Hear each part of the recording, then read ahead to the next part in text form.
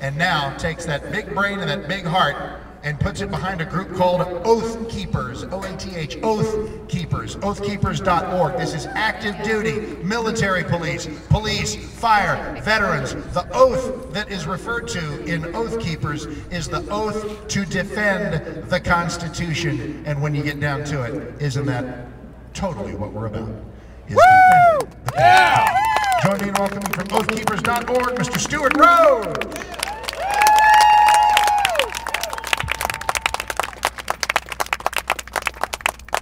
Thank you, folks. Now, as he said, that's one thing we all should have in common, is defending the Constitution. But we're in the condition we're in now as a nation because we have not done that. We have abdicated our responsibility. Far too many Americans have been willing to compromise on the Constitution when their party's in power, or to compromise, as was just done with the budget, to compromise for the sake of politics. Who here swore an oath to defend the Constitution besides me? Now, if you compromise on the principles of the Constitution, are you keeping your oath, or are you violating your oath? When you vote for a politician who will compromise on the Constitution, what does that make you? A compromiser is an oath breaker. When you swore that oath, and all politicians swore the same oath as well, when you swear an oath to support and defend the Constitution against all enemies, foreign and domestic, that is where you lost any authority or right to compromise on the Constitution. Compromise has gotten us where we are now. It's like saying, oh, only have a quarter of a dose of poison, not the whole thing.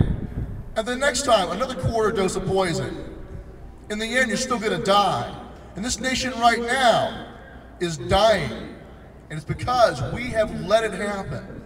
All of us who swore the oath, all of us who are veterans, right now, we really owe an apology to our countrymen, because we have abdicated our responsibilities. Your oath does not expire until you do. Until you're in the grave, you are oath bound. And you can't just say, well, I did my part. Now I'm going to turn it over to the experts in D.C. to run the country. What have they done with it? They run it in the ground. So we, the veterans of this nation in particular, must stand up and defend the Constitution. And first and foremost, you do not vote for an oath breaker. If at any time in a politician's career they violated the Constitution and voted for something unconstitutional, you cannot support them, or you become an oath breaker. That's ground zero. But politics is not enough. The political elites today want you to think that your only responsibility is to vote. Oh, go vote, citizen. When you get done voting, thanks a lot. Go back home and go back to watching Dancing with the Stars and make sure you buy a lot of stuff. That's their only message to you. They don't want you to do anything else. And in fact, if you try to do anything else, they accuse you of being an extremist. Now, what am I talking about? The founders did not intend for you to just vote and that's it, and go home. They expected us to be citizens. What's a citizen mean? It means that you take personal responsibility for your security, for your welfare. In your community, who is supposed to be the military power of the state? Who? The militia, correct? It's supposed to, look at our Constitution, Article 1, Section 8. Congress should have the power to call forth the militia, to repel invasions, to suppress insurrections, and to execute the laws of the Union. And who is that? It's supposed to be us. That was the answer to that ancient question of who shall guard the guardians. We should be our own guardians. We have abdicated our responsibility to professionals. And I was a paratrooper in the Army. I served with honorable men. But you know what? That is a far cry from where we're supposed to be. We're supposed to be all of us in our states as the backbone of the military force of this country. That's the safe place to have the military power. But what have the political elites done? They have gutted the power of the states. All our military, what's left of the militia is now the National Guard. And where are they? Most of them are in Afghanistan or Iraq. In permanent federal call-up. They become merely an auxiliary to the standing army. It's because we're in this situation where we've had the Founders Republic flipped on its head. Instead of strength down at the bottom in a pyramid, where most of the strength and power is with us, the people, instead of that, they turned it upside down. They've gutted the power of the states. They've gathered all powers into Washington, D.C. And what a difference to say about that. When all power is gathered to Washington, D.C., it will become as oppressive as the government which we rejected and fought against and left in the crown. That's where we are now. We now have a power in Washington, D.C. that claims the authority to regulate us in all cases whatsoever, precisely the same as what our forefathers rebelled against. 4 days from now, the anniversary, April 19th, of the fight at Lexington and Concord, what were they fighting for? What were they fighting against? They were fighting against that claimed absolute power to regulate them in all cases whatsoever. Go to the Declaration of Independence and look at it. It's one of the things listed. Jury trial denial. And also the claimed power to regulate them in all cases whatsoever. And we have that now today. When Pelosi was asked, where's the authority in the Constitution for them to regulate health care, what'd she say? Are you serious? You know, in her mind, she has the power unless you can find an absolutely clear prohibition in the Constitution that says she doesn't. So what we've had now is your power has been taken from you, been usurped from you, illegitimately claimed to be residing in the hands of political elites in Washington, D.C. and beyond. And don't think that it's going to stop with gutting the state's military power.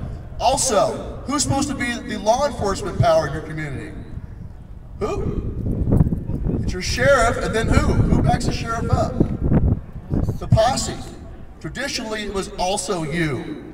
But they tell you once again, oh no, that's for professionals to do. You don't have the training, you don't have the knowledge or the ability, and we don't want you to have weapons. God forbid you should have guns. So they're really kind of infantilizing America. They treat you like children, as though they're the mommy and daddy, okay, big brother. So what we have to do, and what's coming next in this country, unfortunately, they've done the same thing with our economic power as well. And they are now gutting the wealth of America and robbing it. They're robbing you by inflating your money and stealing your wealth through inflation. It's the oldest crime in the book. And they're doing it right now. And when the economy eventually does collapse, as it will, what do they have planned next? Do you know what it is? The Federal Reserve, they'll say, well, the Federal Reserve failed when it does fail. It failed because it's kind of an outdated concept of national central banks. What we really need is a global bank. And they're already laying the groundwork for this. The IMF chairman's already openly talking about using the IMF special drawing rights as the next interim currency on the way to a real global currency. They're going to abandon the dollar as the currency of trade around the world, and they're going to replace it with something else. So if you think getting rid of the Fed is hard, try getting rid of the World Fed, which is completely unanswerable to you. That's what they have planned. So what are we going to do in response to that? Well, the answer is, if you're on the Titanic, which we are, and it's already hit the iceberg, which it has, and you know it's going to sink, do you really think that arguing about who the next captain's going to be is going to change anything?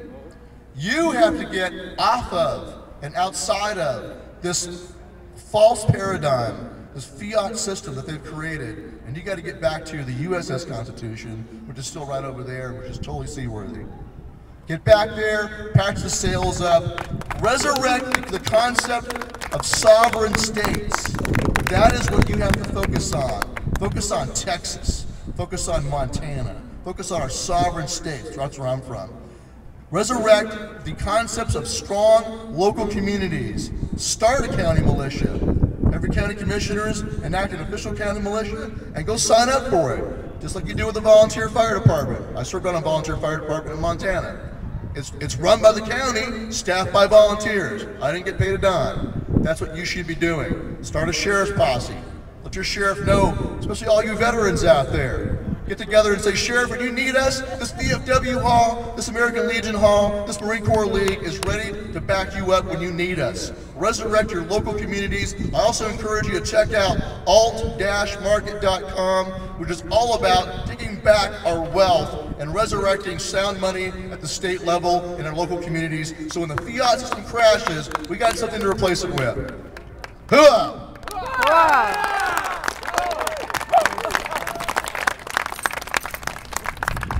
think everybody should have finished their remarks with a hoo-ah. Wouldn't it have been great? Have Catherine Engelbrecht with her go, hoo-ah! Anyway, well, let's give a big hoo-ah, and God bless all of y'all for showing up. Mark Davis from BAP. See you on the radio on Monday. Drive carefully going on.